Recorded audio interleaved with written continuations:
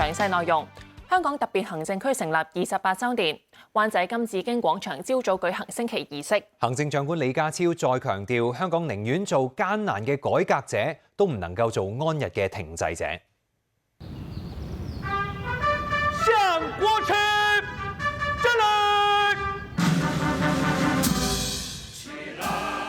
行政長官李家超率領政府高層官員出席升旗儀式，其他出席嘅嘉賓包括中聯辦主任周濟、前行政長官、全國政協副主席梁振英、兩位前特首曾蔭權同林鄭月娥，外交部駐港特派員崔建春同其他駐港機構代表。而掛上國旗同區旗嘅香港飛行服務隊直升機就喺空中敬禮，滅火輪噴水柱聯同水警輪喺維港上面致敬。今年繼續不設公眾觀禮區。李家超喺慶祝酒會致辭話：香港要把握機遇，改革求進。行政長官李家超伉儷進場，慶祝回歸28週年酒會喺會展舉行，由香港青年弦樂團同香港青年中樂團演奏經典金曲，拉開序幕。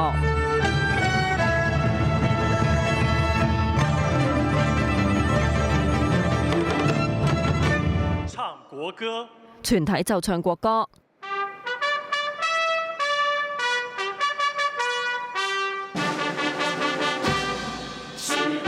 李家超致辭話：現屆政府上任3週年，施政陸續見到成效。3年嚟，政府推動改革，我哋建立咗安全同穩定嘅香港。我哋發展經濟，改善民生。陸續見到成果，我改變咗政府文化，建立以結果為目標嘅政府。我哋完成咗《基本法》第23條本地立法嘅憲制責任，完成歷屆政府想做而未能達成嘅歷史任務。佢又話：香港今年喺最安全城市排名第7。現屆政府上任後，經濟由負增長轉為正增長，亦都全力處理土地房屋問題。未來香港要把握國家同世界機遇，改革求進。李家超又引用清代彭端淑忠谷子侄努力不懈，最終必有所成嘅散文遺學。常言道：天下事有難易苦，為之則難者亦易矣。不為，則易者亦難矣。我哋寧願做艱難嘅改革者，都唔能夠做安逸嘅停滯者。現今地緣政治風雲變幻，不確定性不斷增加。香港可以提供俾世界嘅，正正係安全同埋發展嘅確定性。憑住香港人嘅智慧同經驗，我有信心，東方之珠一定能夠喺世界舞台上綻放更耀眼嘅光芒。Cheers！ 李家超話：香港正值經濟轉型期，憑一國兩制優勢，機遇大於挑戰，會堅定維護國家安全，積極融入國家發展大局，全力拼經濟、謀發展。無線電視記者葉之華報道。各界為慶回歸舉辦優惠活動，多項公共交通工具可以免費搭，文娛康樂設施亦都免費或者有優惠。喺西九香港故宮文化博物館，為咗慶祝回歸，免費開放專題展覽，要事先喺網上預約。不過免費門票一早已經額滿，訪客仍然可以購票入場。有市民嚟到先知，睇報紙話免費嘛，所以我一早喺元朗放嚟㗎。依家咧就原來回到咧，你話要買飛，我哋老人家邊識嘢啊？梗係唔高興啊，係嘛？山長水遠嚟到呢個，好開心咯！今日可以優惠咁樣，能夠入嚟睇下故宮嗰啲文物啦。以前嗰啲故宮嗰啲文物嗰啲咧，喺北京有時未必有時入到去睇到噶嘛。西九 M+ 博物館標準票嘅展覽就唔使預約，可以免費入場。特登即係休假過嚟，咁即係 M+ 提供嗰個免費參觀嘅機會咯，因為可以俾我哋普通嘅市民有個接觸藝術一個機會啦。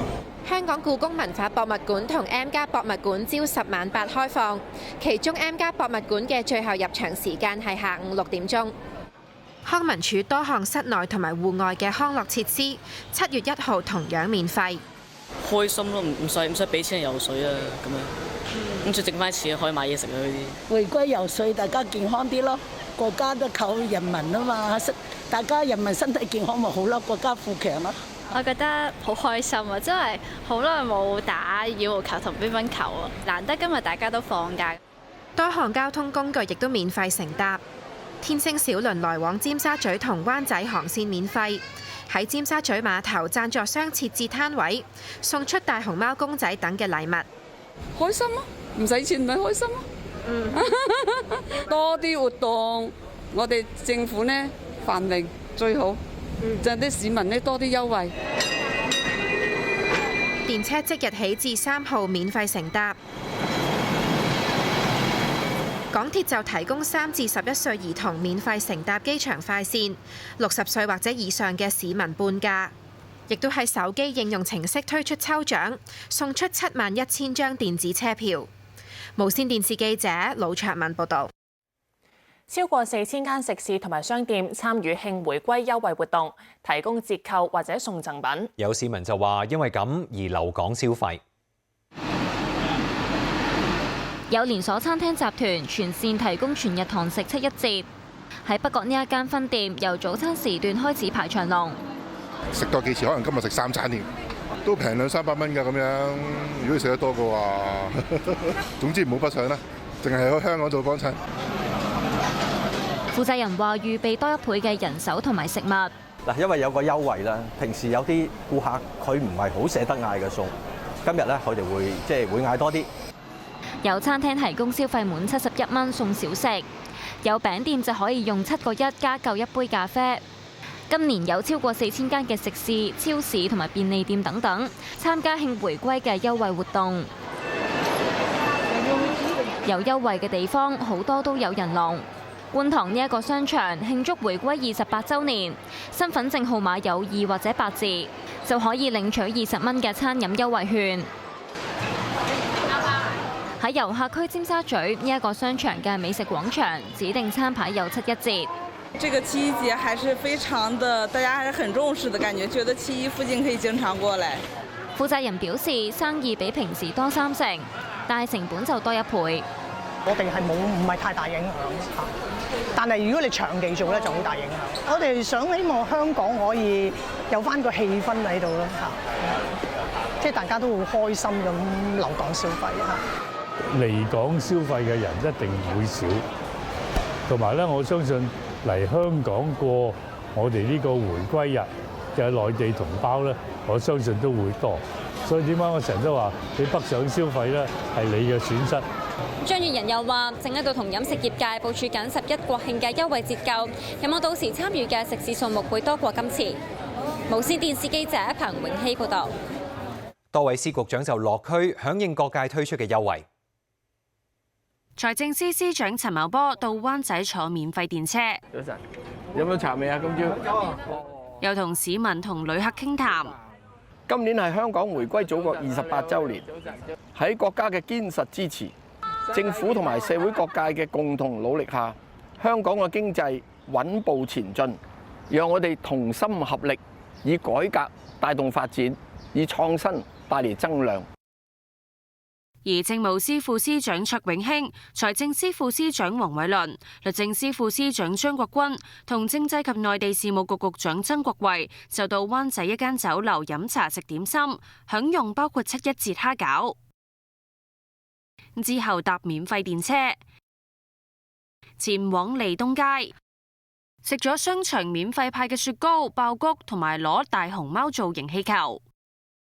而醫務衛生局局長盧寵茂就同副局長李夏茵去到海洋公園探望2隻港產大熊貓 BB， 更加用折扣優惠買入紀念品，支持大熊貓經濟。